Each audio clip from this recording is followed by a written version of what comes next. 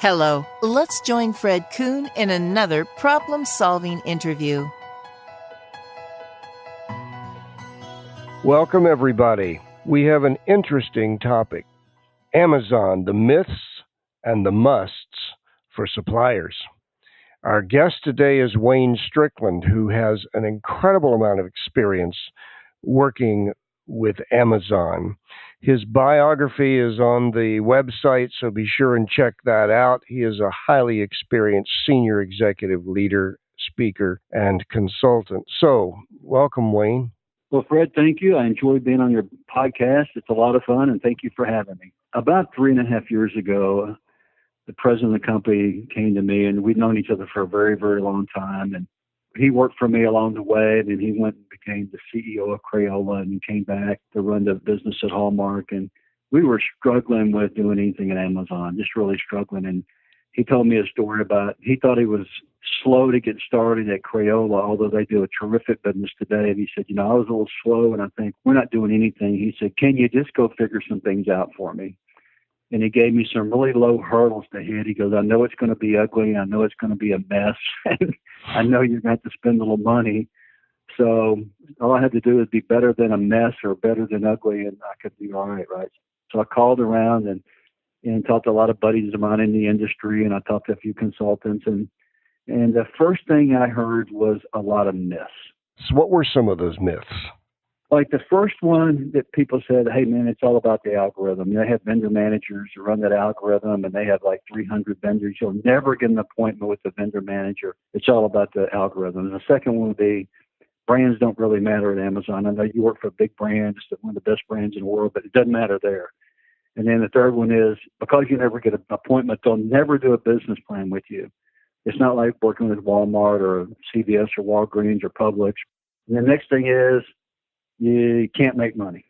You'll never make money there, especially with, selling greeting cards and gift wrap. Man, you just can never make money. I heard that consistently over and over and over and over. And, I just didn't believe it. So that was the miss. So I found a guy that had worked at Walmart for a while. He worked at Amazon for quite a few years. He was running his own company. His name is Spencer Millerberg, and he runs One Click Retail.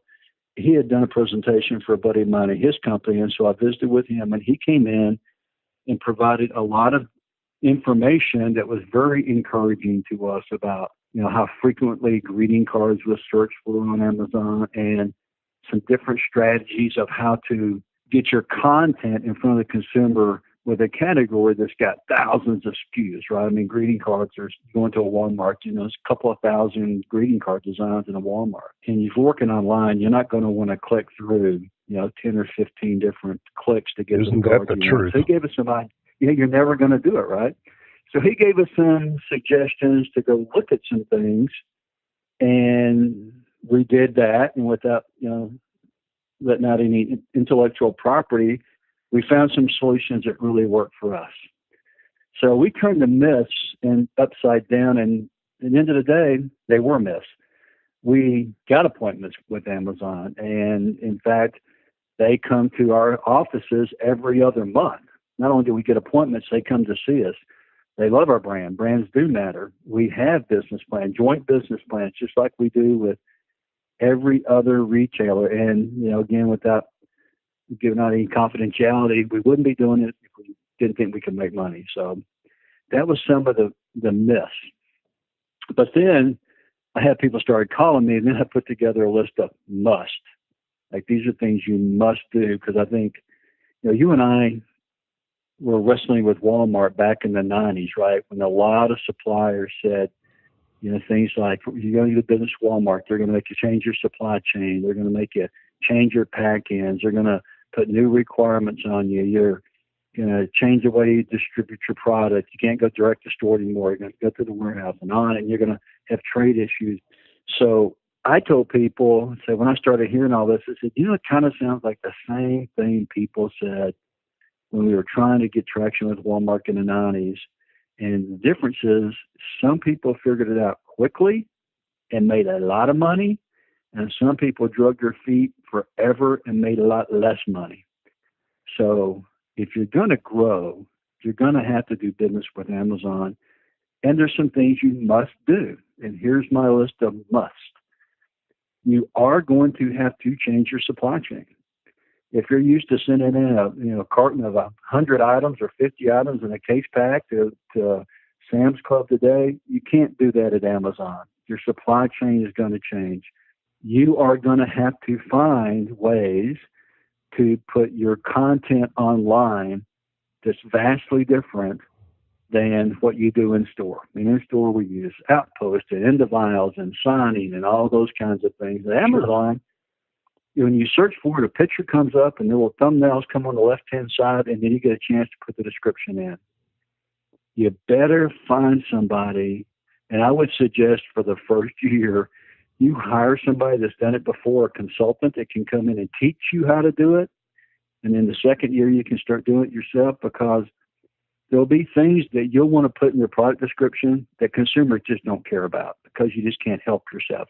It's just not relevant, right? I mean, all the stuff that you think is really cool, they just don't care, right? They want to know if you got plaid gift wrap. They don't want to know if you got, this color and hey, you got plaid. The other thing is, all those little thumbnails on the left-hand side of that page, that's your chance to put your best foot forward in 8 little frames.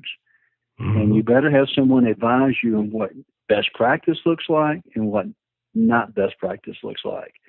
When we got started, we'd put 2 thumbnails, front of a card, inside of a card. That's not good enough. If you go online, all your viewers or listeners go online, you can see what it looks like. So that was the second thing. You better have some people tell you how to put your content online, because it's nothing like what you think it is. The next thing is you better have somebody help you with the marketing, because it's not anything like we do in store. There's no promotions and BOGOs and all that kind of stuff and national advertising and all that. It's a very, very different way to do it. And you buy words and you buy different campaigns, and you can buy them at different times. And again, my suggestion is you find somebody outside of your company to help you for a year and teach you, and then you learn. And I'm not a big fan of bringing in a big name that comes in your company and they try to ramrod out all their learnings through your company, because the day they quit, then everything goes away. I'm a much bigger fan of bringing people in to teach you how to do the work. And then you find out, hey, I need to do this, but if I need to hire somebody to do this little piece of work here or this piece of work, then you do that. I think you got to hire people who teach you how to do the work, not just tell you how to do the work. That makes sense? Yeah, sure. It's like the old expression, you're a starving man, you can feed him the rest of his life. You teach him how to fish, he can feed himself. It's the same thing. It's exactly right. So that's what we did. For the first year to 18 months, we had a lot of consultants come in, and we hired people on a contract basis for 6 months to a year to help us with a certain piece of work. And then we found out, well, if we had people that were good at it, we put them in it. If we didn't have people that were good at it, we found new people outside the company, brought them in, and it worked. And I guess that kind of leads me to my last point around the must. You have to have the right talent. When you've been dealing with brick and mortar business for all these years, like you and I have, you can take someone off of this customer team, and they're really good at doing assortment planning on that team, and they can probably do assortment planning on another team. They could probably get moved over. They can manage people, do something. This one, not so much. I mean, there's skill sets here that you're going to need to bring somebody in to help you. You just are. And again, it's not going to be the leader of the group, but there's going to be some roles within the group. You're just going to have to bring some people in to help you, because it's very specific kind of work, right? And so after doing all that, we do have business plans. We do have JBPs across all their platforms. We have our product on .com and Fresh and Prime Now and the Wedding Registry and the Go Store and in the bookstore. We got our product literally across every platform. It's because the brands do matter, and they will listen to your business plan, just like we've always done, Fred. You take the facts in, and here's what the consumers want, here's what we know, and here's some ideas, and here's some initiatives, and here's a number, and here's some metrics. They respect that, and they do that, and it's been great. But I do feel like for everybody that's listening, don't get sidelined by the myths, because a lot of people are going to tell you these myths. And I'm telling you what the must are. Stay focused on the must. and get figuring it out, because if you want to grow, you're going to have to figure out how to do business with these folks. And if you don't, you will eventually, but you've just lost a lot of opportunity through lost revenue. Tell me, if you had to give somebody really good advice on how to start working with Amazon, what would you tell them? Just get started. I think some people want to have every I dotted, every T crossed, and they want to know the answer to every question. They're not even going to know what the questions are, much less the answers. Just go get started. And you may be upside down on your money for a while. It may take a little while to make your money back, but instead of sitting in a conference room and debating what you should do, go do something. And there's a lot of people can tell you how to get started. It's not complicated. And every week you're going to learn something. And when you learn something, then you know. Then you do it again. Then you try something else. You try something else. And it's not like, you and I have been in big presentations. We go in front of a retailer and you have your executive team and you go make the big presentation and they go, okay, we're going to do it. We're going to buy your program. It doesn't work like that. Then you're going to make some mistakes, and that's okay. You learn from it and you just keep going. Folks, we have been listening to Wayne Strickland tell us how to get started and how to properly manage your account at Amazon to do some business and grow your business. Wayne, thank you so much for sharing your wonderful information with us today. The experience that you have in doing this across multiple platforms is really exciting for anybody listening. Thank you. Thank you for visiting with us.